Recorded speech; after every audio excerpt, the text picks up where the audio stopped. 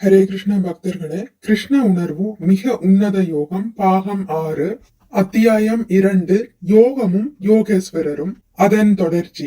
பகவத்கீதை அர்ஜுனனுக்குத்தான் பேசப்பட்டதே தவிர மனக்கற்பனை தத்துவ வேதாந்திக்கு அல்ல. 4ஆம் அத்தியாயத்தின் ஆரம்பத்தில் கிருஷ்ணர் சொல்வதை கவனியுங்கள். பரத்துடனான உறவு பற்றிய இதே பழம்பெரும் விஞ்ஞானத்தை உனக்கு கூறுகிறேன். உனக்கு என்பது குறிப்பிடத்தக்கது. அர்ஜுனன் ஒரு சத்திரியன், போர் வீரன், ஒரு குடும்பஸ்தன். அவன் ஒரு சந்நியாசியோ துறவியோ அல்ல. கிருஷ்ணரை புரிந்து கொள்வதற்கு இத்தகைய தகுதிகள் தேவையில்லை. ஒரு சந்நியாசியாக ஆகிவிட்டேன் என்று நான் சொல்லலாம். ஆனால் கிருஷ்ணரை புரிந்து கொள்வதற்கு இது தகுதி ஆகிவிடாது. அப்படி என்றால் அந்த தகுதிதான் என்ன? அன்புடனும் பக்தியுடனும் சேவை மனப்பான்மையை வளர்த்து கொண்டவனே கிருஷ்ணரை புரிந்து கொள்ள முடியும். வேறு பெரிய பண்டிதர்களோ மனக்கற்பனையாளர்களோ அல்ல. கிருஷ்ணரிடத்தில் முழு நம்பிக்கை வைத்தால் ஒரு குழந்தை கூட அவரை புரிந்து கொள்ளும். ஆகவே பக்தியும் நம்பிக்கையுமே ஒருவனை தகுதியுடையவனாக ஆக்குகிறது. இத்தகைய சேவையினாலும் நம்பிக்கையினாலும் கிருஷ்ணர் முழுமுதற் கடவுள் என்று புரிந்து கொள்ள முடியும். இவ்வாறுதான் நாங்கள் கிருஷ்ண பக்தியை போதிக்கிறோம். உங்கள் நேரத்தையோ அல்லது எங்களுடைய நேரத்தையோ நாங்கள் வீணடிக்கவில்லை. ஏனென்றால் கிருஷ்ணர் முழுமுதற் கடவுள் என்பதில் நாங்கள் அபார நம்பிக்கை வைத்துள்ளோம். தத்துவ விளக்கமாகவோ நடைமுறையிலோ கிருஷ்ணரை நீங்கள் பரமபுருஷராக ஏற்க வேண்டும். தத்துவ விளக்கமாக வேதங்கள் உள்ளது.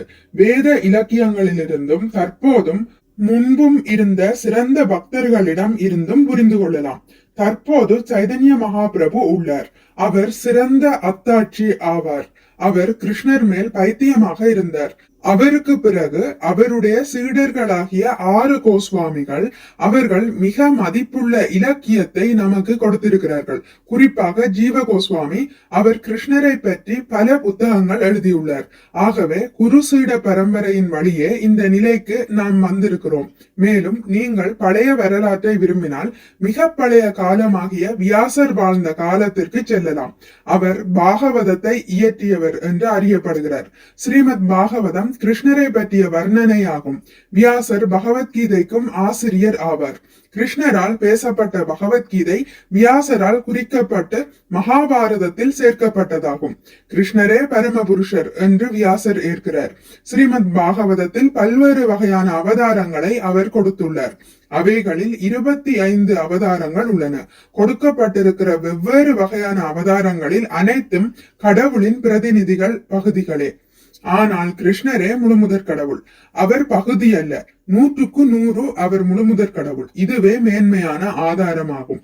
மேலும் நடைமுறையில் சாஸ்திரங்கள் வேதங்களை நாம் நம்பினால் அப்போது நாம் காணலாம், கிருஷ்ணரை விட சக்தி வாய்ந்தவர் யார் இருக்க முடியும்? கிருஷ்ணரை விட புகழ் வாய்ந்தவர் யார் இருக்க முடியும்? கிருஷ்ணரை விட அழகானவர் யார் இருக்க முடியும்? 5000 வருடங்களுக்கு முன் கிருஷ்ணர் அவதரித்தார். ஆனால் பகவத்கீதை வடிவில் கொடுத்த அவரின் அறிவு இன்னும் வணங்கப்படுகிறது. இது இந்துக்களால் மட்டுமோ அல்லது இந்தியர்களால் மட்டுமோ அல்லாமல் அகில உலகம் முழுவதிலும் படித்து வணங்கப்படுகிறது. அமெரிக்காவில் குறைந்தது பகவத்கீதையின் 50 வெவ்வேறு பதிப்புகள் உள்ளன. இவை அனைத்தும் வெவ்வேறு மனிதர்களால் மொழிபெயர்க்கப்பட்டதாகும். அதேபோல் இங்கிலாந்து, ஜெர்மன், பிரான்ஸ் போன்ற அனைத்து தேசங்களிலும் 100க்கும் மேற்பட்ட பகவத்கீதை பதிப்புகளை காணலாம். ஆகவே யார் அதிக புகழ் உள்ளவர்? இன்னும் அநேக ஆதாரங்கள் உள்ளன. சாஸ்திரத்தை நீங்கள் நம்பினால் உங்களுக்கு கூறுகிறேன். கிருஷ்ணர் 16,108 மனைவிகளை பெற்றிருந்தார். ஒவ்வொருவருக்கும் ஒரு பெரிய மாளிகையை கொடுத்தார். அவர்களில் ஒவ்வொருவரும் 10 குழந்தைகளை உடையவர்களாக இருந்தார்கள். மேலும் அந்த 10 குழந்தைகளிடத்திலிருந்து அநேக குழந்தைகள் பிறந்தன. ஆகவே வேதங்களிலிருந்து ஆதாரம் நம்மிடத்தில் உள்ளது. மேலும் பிரம்ம சம்ஹிதையில் கூட கிருஷ்ணர் முழுமுதற் கடவுளாக ஏற்கப்பட்டிருக்கிறார். இது முதல் உயிர்வாளியான பிரம்மாவால் எழுதப்பட்ட மிக பழமை வாய்ந்த வேத நூலாகும். பிரம்ம சம்ஹிதையால் கூறப்பட்டுள்ளது, ஈஸ்வர பரம கிருஷ்ண. ஈஸ்வர என்றால் கடவுள்.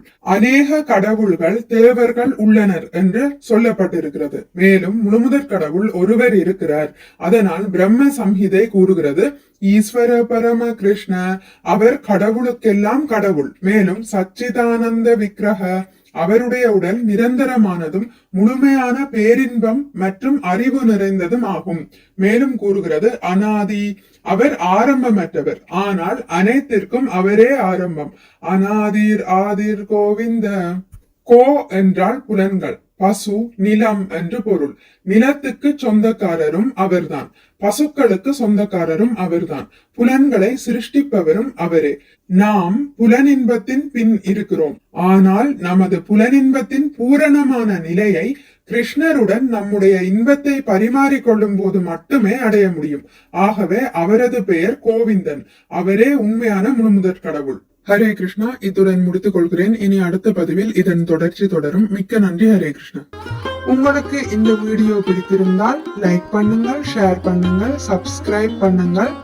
நோட்டிபிகேஷன் பெல்லை அழுத்துவதன் மூலம் அடுத்த பதிவுகள் உங்களை வந்தடையும். பகவான் ஸ்ரீ கிருஷ்ணரை பற்றி கேட்டு மகிழ்வோம். ஹரே கிருஷ்ணா.